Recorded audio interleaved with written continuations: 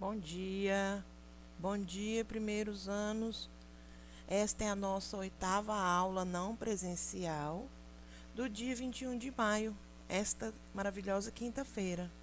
Hoje nós vamos estudar sobre a solidariedade orgânica e mecânica segundo a teoria de Émile Durkheim. Na obra da divisão do trabalho social, Durkheim buscou esclarecer que a existência de uma sociedade, bem como a própria coesão social, está baseada no grau de consenso produzido entre os indivíduos. Então vamos entender o que é coesão social. Coesão social é o que mantém um grupo social unido e operando de forma constante dentro da sociedade. O que diferencia a sociedade moderna das tradicionais, de acordo com Durkheim, é uma mudança fundamental no modo de coesão social. Por quê? Porque para Durkheim existem dois tipos de solidariedade, ou dois tipos de sociedade, a mecânica e a orgânica. O advento da industrialização fez com que evoluísse uma nova forma de solidariedade. E nas sociedades tradicionais, a coesão social, ela parte do compartilhar de costumes, valores, normas e crenças, de forma que ela é bastante homogênea. Então aqui, olha, nessa imagem que eu coloquei ao lado, na solidariedade mecânica ocorre nas sociedades primitivas, nas quais os indivíduos diferem pouco entre si e partilham dos mesmos valores e sentimentos. Então, isso significa dizer que na solidariedade mecânica existe uma maior coesão social. Por exemplo, um índio é uma sociedade tradicional, é uma sociedade indígena. O índio, ele sabe caçar, ele sabe pescar, ele sabe plantar, ele sabe colher, sabe construir tudo mais que for preciso. Isso significa dizer, então, que existe uma coesão muito grande nesse tipo de sociedade. Todos os indivíduos que a compõem sabem fazer todas as coisas que são precisas, todas as coisas que são necessárias. Para facilitar, vejamos aqui o conceito de solidariedade mecânica. Para Durkheim, a solidariedade mecânica é característica das sociedades ditas primitivas ou arcaicas, entre aspas, viu, pessoal? Ou seja, em agrupamentos humanos de tipo tribal, formado por clãs. Como eu dei um exemplo aí, né, são sociedades indígenas. Nestas sociedades, os indivíduos que a integram compartilham das mesmas noções e valores sociais, tanto no que se refere às crenças religiosas, como em relação aos interesses materiais necessários à subsistência do grupo. São justamente essa correspondência de valores que irão assegurar a coesão social. Quanto maior for a divisão do trabalho, menor é a consciência coletiva. Então, já na solidariedade orgânica, a gente tem o quê? A industrialização e, com ela, a maior complexidade do trabalho. Portanto, a coesão social deriva da interdependência das partes do sistema, já que cada trabalho colabora com uma parte da produção social. Então, a solidariedade orgânica é o contrário da solidariedade mecânica, que é o tipo que predomina nas sociedades modernas ou complexas. Então, os indivíduos nesse tipo de sociedade não compartilham os mesmos valores e nem as mesmas crenças. Os interesses são individuais, são bastante distintos entre umas pessoas e outras. E a consciência de cada indivíduo é muito mais acentuada. Durkheim concebe esse tipo de sociedade como um grande organismo vivo, onde os órgãos são diferentes entre si, que nesse caso corresponde à divisão do trabalho. Mas todos dependem um do outro para o bom funcionamento do ser vivo. A crescente divisão social do trabalho faz aumentar também o grau de interdependência entre os indivíduos.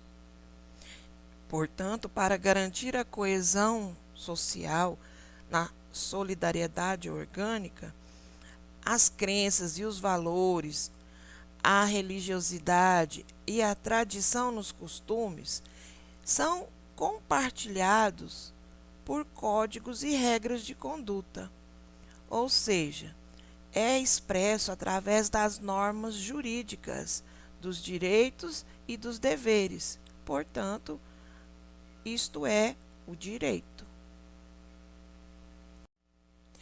Eu coloquei essas imagens para facilitar, como se fosse um pequeno resumo para vocês, mas eu acredito ter ficado bem claro e bem objetivo a diferença entre a solidariedade mecânica e orgânica, segundo o Emile Durkheim. Então, vamos fazer essa pequena revisão aqui. Nas sociedades diversas, ocorre um tipo de organização do trabalho que busca a cooperação e a integração, que Durkheim chama de solidariedade. Na solidariedade mecânica, as sociedades são primitivas, tribais e de organização simples. Na solidariedade orgânica, são sociedades modernas, complexas, com maior densidade e diferenciação, típico da sociedade capitalista. Portanto, características da solidariedade mecânica: sociedades menos complexas, o sujeito sabe fazer as coisas de que necessita, une os indivíduos através de aspectos culturais.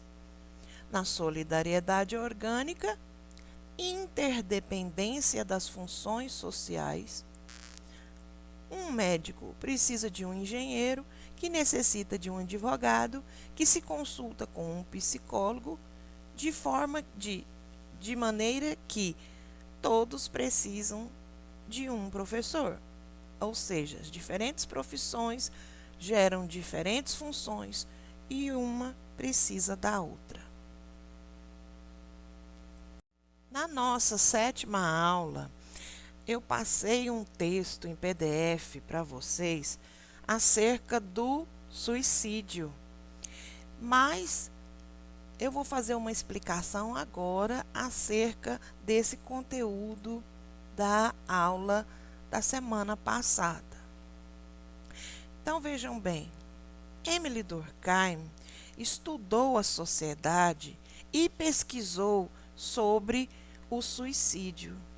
E ele entendeu que a causa para o suicídio tem uma ligação muito forte com os fatos sociais. O suicídio é um fato social. E quando a pessoa comete suicídio, ela sofre influência da sociedade para que isso aconteça. Vejam bem, a causa para todos os tipos de suicídios são sociais. Como que isso acontece? Ele estudou a sociedade e ele encontrou 3 tipos de suicídio: o suicídio egoísta, o suicídio altruísta e o suicídio anômico. A característica do suicídio egoísta: por não ter integração com grupos sociais, por exemplo, grupo religioso, grupo político ou o grupo familiar. Esse tipo de suicídio é caracterizado por um estado de depressão e apatia, fruto de um individualismo exagerado. Pessoas que se sentem assim tendem, a cometer o suicídio, que Durkheim pesquisou e colocou o nome de suicídio egoísta.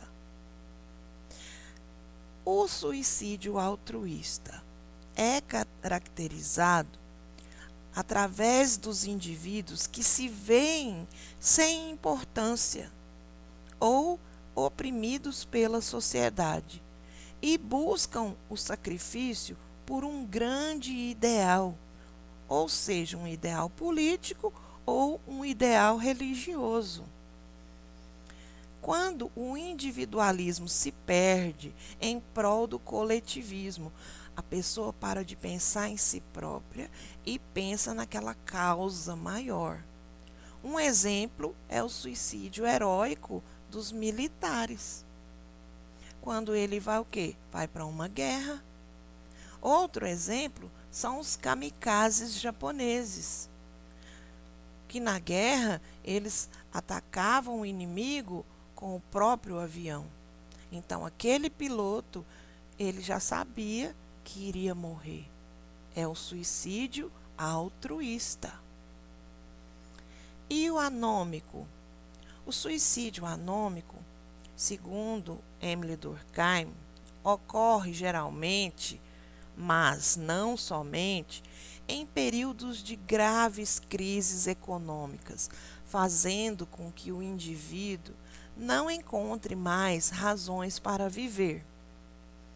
Por exemplo, quando ocorre uma crise social, que a pessoa tenha uma perda sentimental ou financeira muito grande, a pessoa entra em desespero, não sabe como resolver seus problemas e chega a cometer o suicídio. Esse tipo de ação, por esse motivo, é denominado suicídio anômico. Eu espero ter ficado mais claro para vocês entenderem o que é o suicídio segundo os estudos de Emile Durkheim. Qualquer um de vocês que tiverem qualquer dúvida, pode entrar em contato comigo para eu explicar, se caso ainda não tiver sido bem entendido. Tá bom, pessoal? Não só com relação ao suicídio, mas também com relação à solidariedade orgânica e mecânica. Tá bom? Tenham todos um ótimo dia, um beijo grande e até a próxima aula.